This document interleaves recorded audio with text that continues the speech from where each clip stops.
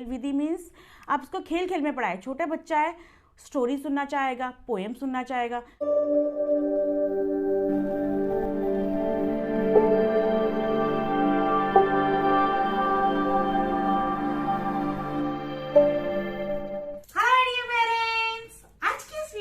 बताने वाली हूँ कि अगर आपके बच्चों का पढ़ाई में मन नहीं लगता है तो उसके लिए आपको कौन से टिप्स और ट्रिक्स अपनाने हैं। आज हमारे साथ में जुड़ रही हैं मिसेस कल्पना कुशवाहा, जो कि 14 इयर्स से एक टीचर के रूप में काम कर रही हैं। तो मेरे बहुत सारे व्यूअर्स ऐसे हैं जो उनकी ये रिक्वेस्ट थी कि मैं उनको इस चीज पे टिप्स दूं। तो मैं अपने एक्सपीरियंस बेस पे कुछ बताना चाहूँगी। जब मैं टीच करती हूँ, काफ़ी ईयर्स से मैं टीच कर रही हूँ और मैं एक एक बच्चे के बारे में उनको हर चीज़ के डेवलप और हर चीज़ को सोचते हुए मैं उनको टीच करती हूँ। हर तरीके से बच्चे अलग अलग घरों से आते हैं, तो जैसे मैं उसके बारे में बताना चाहूँगी। फर्स्ट आप सोचिए, अगर बच्चे का पढ़ाई में मन नहीं लग रहा है तो उसके लिए आपको क्या करना चाहिए कि आप, जैसे आपका बच्चा है, अगर वो छोटा से भी सक्सेस लेके आता है तो उसके सक्सेस पे आप कॉन्ग्रेचुलेट कीजिए, उसे खुश रखिए, उसे बोलिए वाओ। खुश होगा तभी वो चीज़ बच्चा आगे करने के लिए और उत्साहित होगा।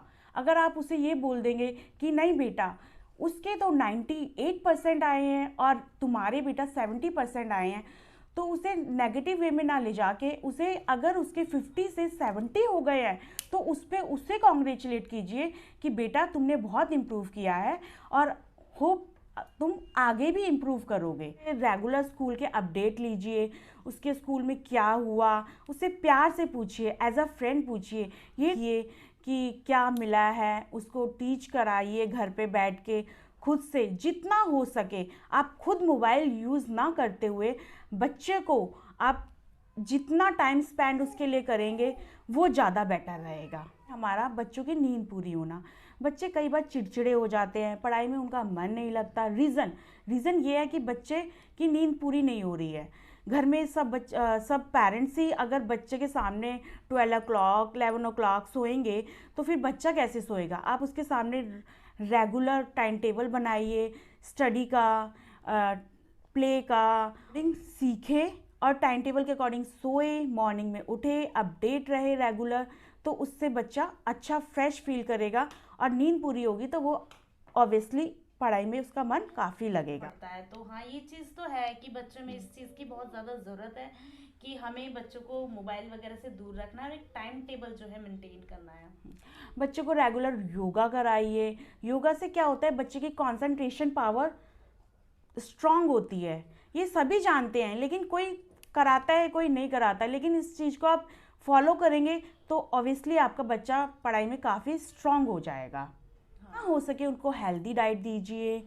अगर आप बच्चे को छोटे से ही हेल्दी डाइट खाना सिखा देंगे, बर्गर पिज़्ज़ा इन सब चीज़ें जितना दूर रखेंगे उतना अच्छा है। जब तक आप उनको हेल्दी डाइट पे फोकस कीजिए, चिप्स इन सब चीज़ों से, चिप्स बिस्किट्स इन सब चीज़ से दूर रखिए। हो सके तो नेक्स्ट पॉइंट में बताना चाहूँगी कि बच्चे का एक रूम सेट कर दीजिए जिसमें अच्छे से हवा हो और स्टडी वाला रूम लगे। ये नहीं कि उसमें शोर शराबा आ रहा है, बच्चा कंसंट्रेट करने की कोशिश कर रहा है बट वो कर नहीं पा रहा है।